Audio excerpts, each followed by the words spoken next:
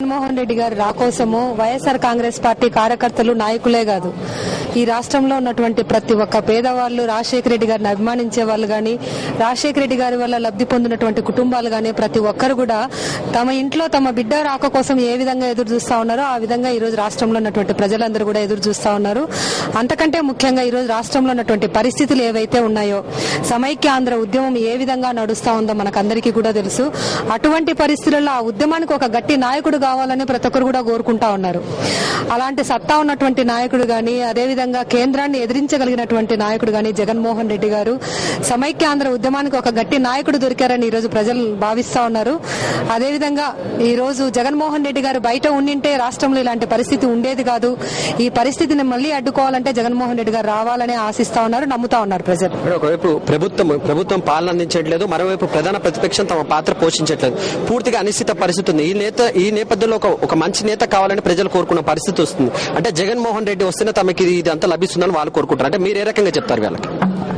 ఈ రోజు రాష్ట్రంలో ఒక సమర్థవంతమైనటువంటి నాయకత్వం లేకపోవడం వల్లనే ఈ పరిస్థితి ఉంది. రాజశేఖర రెడ్డి గారు ఉన్నన్ని రోజులు ఏ ఒక్కరు కూడా ఏ ఒక్క అవసరాల కోసం గానీ, ఇబ్బందులు ఉన్నాయని గానీ ఎవరూ రోడ్డెక్కినటువంటి పరిస్థితి లేదు.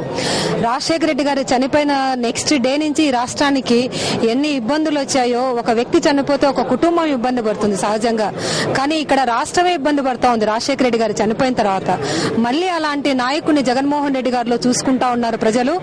అలాంటి నాయకత్వాన్ని గానీ, అలాంటి పరిపాలన గానీ ఇవ్వగలిగినటువంటి నాయకుడు జగన్మోహన్ రెడ్డి గారు అని నమ్ముతా ఉన్నారు. ముఖ్యంగా ఇలాంటి రాష్ట్ర విభజన జరుగుతున్నటువంటి పరిస్థితులలో ఈ రోజు ఏదో వైఎస్ఆర్ కాంగ్రెస్ పార్టీ వాళ్ళు కాదు, రాజశేఖర రెడ్డి గారిని అభిమానించేటువంటి వ్యక్తులు కాదు, రాజశేఖర రెడ్డి గారంటే నచ్చనటువంటి వ్యక్తులు గానీ, జగన్మోహన్ రెడ్డి గారంటే నచ్చనటువంటి వ్యక్తులు కూడా అలాంటి నాయకుడు కావాలి ఈ రోజు రాష్ట్రానికని కోరుకుంటా ఉన్నారు. ఖచ్చితంగా జగన్మోహన్ రెడ్డి గారు ఈ సమైక్య ఉద్యమానికి గట్టిగా ఒక నాయకుడిగా నిలబడతారు, ప్రజల్లోకి ఉద్యమాన్ని తీసుకొని పోతారు. కేంద్రానికి గట్టిగా అడ్డుపడైనా ఈ రాష్ట్ర విభజన అడ్డుకునేటువంటి సత్తా ఉన్నటువంటి నాయకుడు జగన్మోహన్ రెడ్డి గారు. మనతో పాటు ఎమ్మెల్యే ప్రవీణ్ గారు చూసిన ప్రధాన ప్రతిపక్షం చంద్రబాబు నాయుడు బెయిల్ పైన కూడా విమర్శలు చేస్తున్నారు. అదేవిధంగా న్యాయస్థానాల పైన కూడా కామెంట్ చేసే పరిస్థితి కనబడుతుంది. ఇప్పుడు చంద్రబాబు నాయుడు గారు, సోనియా గాంధీ గారు రాజశేఖర రెడ్డి గారి మరణం తర్వాత రాజశేఖర రెడ్డి గారి కుటుంబం పట్ల సాగించిన దమనకాండ నుంచి ఈ రోజు కోర్టుల ద్వారా మేము బయటపడడం జరిగింది. కోర్టులు న్యాయస్థానాలు ఉన్నతమైనవి, న్యాయస్థానాల ద్వారా ఈరోజు మేము వాళ్ళు సాగించిన దమనకాండను ఎదుర్కొని ఈరోజు మేము బయటపడడం జరిగింది. రానున్న రోజుల్లో చంద్రబాబు నాయుడు గారికి, సోనియా గాంధీ గారికి ప్రజా కోర్టులో వాళ్ళకి శిక్ష చేసే పరిస్థితి వస్తుందండి. ఈరోజు న్యాయస్థానాలు ఇచ్చిన బెయిల్ ను కూడా ఆయన కామెంట్ చేసే విధంగా చేయడం అంటే, ఆయన 9 సంవత్సరాలు పరిపాలించిన తర్వాత ఈ రాష్ట్రాన్ని కనీస అవగాహన లేకుండా కేవలం ఇంకా రాజశేఖర రెడ్డి గారు కుటుంబాన్ని టార్గెట్ చేసుకుని ఈ రోజు తెలుగుదేశం పార్టీ ఈ దుస్థితిలోకి రావడానికి కారణాలు విశ్లేషించుకోకుండా చంద్రబాబు నాయుడు గారు ఇప్పటికైనా ప్రజలకు సంబంధించిన అంశాలను ముందరికి తీసుకుని ఆ అంశాలతో ముందుకెళ్లకుండా కేవలము రాజశేఖర రెడ్డి గారి కుటుంబాన్ని టార్గెట్ చేసుకుని రాజకీయాలు చేయడం వల్లే తెలుగుదేశం పార్టీ దుస్థితికి వచ్చింది.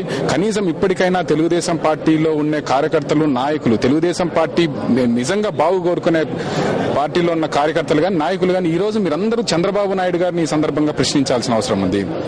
తెలుగుదేశం పార్టీ ఈ రాష్ట్రంలో 2 సిద్ధాంతాలతో పుట్టింది. ఒకటి కాంగ్రెస్ పార్టీ వ్యతిరేకత మీద, 2 తెలుగు జాతి ఐక్యత మీద పుట్టిన తెలుగుదేశం పార్టీ ఈ రోజు రాజశేఖర రెడ్డి గారి కుటుంబాన్ని టార్గెట్ చేసుకునే దానికి ఆ అంశం మీద కాంగ్రెస్ వ్యతిరేకతను వదిలేసి కాంగ్రెస్ పార్టీతో ఎప్పటికప్పుడు కలిసి పనిచేసే పరిస్థితి. తెలుగువాడి కోసం పుట్టిన తెలుగుదేశం పార్టీ ఈ రోజు రాష్ట్ర విభజనకు కారణమైన నాయకుడిగా ఈరోజు చంద్రబాబు నాయుడు మిగిలిపోయిన పరిస్థితి ఉంది. ఖచ్చితంగా తెలుగుదేశం పార్టీలో ఉన్న ప్రతి నాయకుడు, కార్యకర్త ఖచ్చితంగా చంద్రబాబు నాయుడు గారిని ప్రశ్నించాల్సిన పరిస్థితి అయితే ఖచ్చితంగా ఉందండి. ఈ పరిస్థితిలోనే రాష్ట్రం ఒక నాయకుడిని కోరుకుంటుంది. ఖచ్చితంగా రాష్ట్రం సమైక్యంగా ఉండాలని ప్రజలు కోరుకుంటున్న నేపథ్యంలో జగన్మోహన్ రెడ్డి గురించి ప్రజలు చాలా ఆశిస్తున్నారు. ఖచ్చితంగా అండి. గత 50 రోజులుగా ప్రజలు వర్గాలకు, కులాలకు, మతాలకు అతీతంగా రోడ్లపైకి వచ్చి ఈ ఉద్యమాన్ని నడిపిస్తున్న పరిస్థితి. ఒక నాయకుడు లేకుండా నడుస్తున్న ఈ ఉద్యమానికి జగన్మోహన్ రెడ్డి గారు రేపటి నుంచి ఒక నాయకుడై ఈ ఉద్యమాన్ని ముందుకు తీసుకెళ్లి ఈ రాష్ట్రాన్ని సమైక్యంగా ఉంచుకుని ప్రతి ప్రయత్నాన్ని ఈ రోజు ప్రజలు చేస్తున్నారు. వాళ్ళలో భాగస్వాములై ఒక నాయకుడై ఈ రాష్ట్రాన్ని సమైక్యంగా ఉంచే ప్రతి ప్రయత్నాన్ని జగన్మోహన్ రెడ్డి గారు చేస్తారు. ఈ రాష్ట్రం ఖచ్చితంగా జగన్మోహన్ రెడ్డి గారి నాయకత్వంలో ఈ రాష్ట్రం సమైక్యంగానే ముందుకుంటుంది. ఈ రాష్ట్రం సమైక్యంగా ఉంచే విధంగా జగన్మోహన్ రెడ్డి గారు ప్రజలందరినీ కూడా నడిపిస్తారండి. మొత్తం మీద మన కిషోర్ చూస్తున్నట్టుగా చాలా ప్రాంతాల నుంచి వచ్చిన వారు ప్రతి ఒక్కరు ఖచ్చితంగా ప్రజలు ఆశిస్తున్న నాయకుడు ఖచ్చితంగా జగన్మోహన్ రెడ్డి అంటున్నారు. ఇప్పుడు చాలా మంది వివిధ ప్రాంతాల నుంచి వచ్చిన వాళ్ళు మనతో పాటు. మేడం, మీరు ఎక్కడి నుంచి వచ్చి చెప్పండి, జగన్మోహన్ రెడ్డి రాక గురించి ప్రజలు ఏ రకంగా స్పందన? నేను విశాఖపట్నం నుంచి వచ్చానండి. నా పేరు ప్రభాగౌడ్.